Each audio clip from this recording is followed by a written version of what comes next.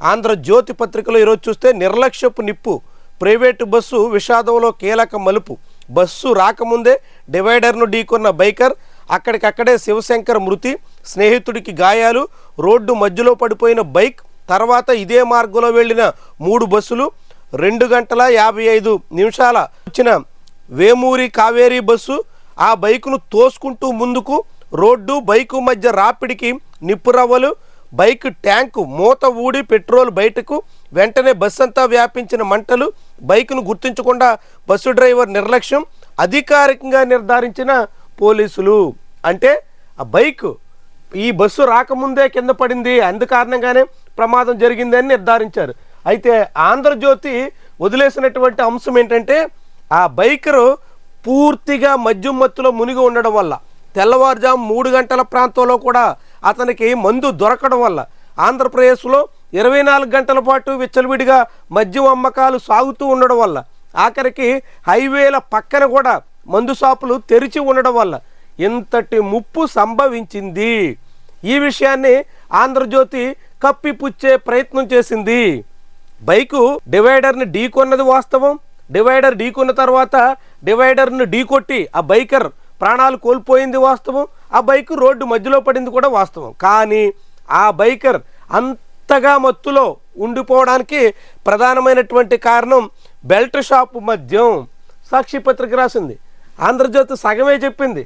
ఆంధ్రప్రదేశ్లో మద్యం ముప్పు ఎంత తీవ్రంగా ఉందో ఇదొక ఉదాహరణగా మనం చూడవచ్చు. 24/7 ఎప్పుడు కావాలంటే అప్పుడు లిక్కర్ అందుబాటులో ఉన్న కారణంగా అనేక మంది యథేచ్ఛగా మద్యం సేవిస్తూ అర్ధరాత్రి అపరాత్రి లేకుండా ఎట్టా తాగి తందనాలాడుతున్నారు.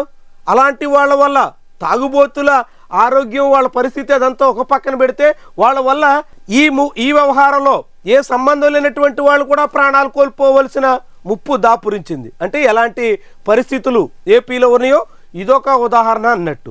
చాలా తీవ్రమైనటువంటి సమస్య. లక్ష్మీపురం బెల్ట్ షాపులో పూర్తిగా మద్యం సేవించి బైక్పై వెళ్ళిన శివశంకర్, ఎర్రిస్వామి, డివైడర్ను ఢీకొట్టి పడిపోయిన వైనం, బైకును ఈడ్చుకెళ్ళి ప్రమాదానికి గురైన బస్సు. అంటే మద్యం సేవించినటువంటి వాళ్ళ మూలంగా మొత్తం 2 మందికి పైగా ప్రాణాలు కోల్పోవలసి వచ్చింది. అంటే ఆంధ్రప్రదేశ్లో లిక్కర్ దందా, లిక్కర్ మాఫియా ఎంత ముప్పును తీసుకొస్తుందో, ఎలా జనాల ప్రాణాలతో చెలగాటమాడుతుందో ఈ బస్సు ప్రమాదం ఒక ఉదాహరణ అన్నట్టు. చంద్రబాబు పాలనలో నాణ్యమైన మందు నాసిరకం ధరలకే అందిస్తాం, ఇలాంటి ఎన్నికల హామీలు కూడా ఇచ్చి తెచ్చినటువంటి లిక్కర్ పాలసీతో మొత్తం ముప్పు వస్తుంది. జగన్మోహన్ రెడ్డి హయాంలో లిక్కర్ షాపులు నిర్దిష్టమైనటువంటి సమయంలో మాత్రమే ఉండేవి. రాత్రి 9 తర్వాత లిక్కర్ షాపులన్నీ క్లోజ్. ఎవరైనా మద్యం కావాలంటే 9 గంటల లోపు మాత్రం కొనుక్కోవాల్సి వచ్చేది. కానీ ఇప్పుడు అట్లా కాదే, 24/7 ఎనీ టైం ఎక్కడైనా లిక్కర్, ఎప్పుడైనా కావాల్సినంత మద్యం అందుబాటులో కనిపిస్తోంది. దాంతో మద్యం తాగినటువంటి వాళ్ళు ఇలా అందరి ప్రాణాల మీదకి ముప్పు తీసుకొచ్చే పరిస్థితిని తీసుకొస్తున్నారు. చాలా ప్రమాదకరమైనటువంటి ఘటన అన్నట్టు.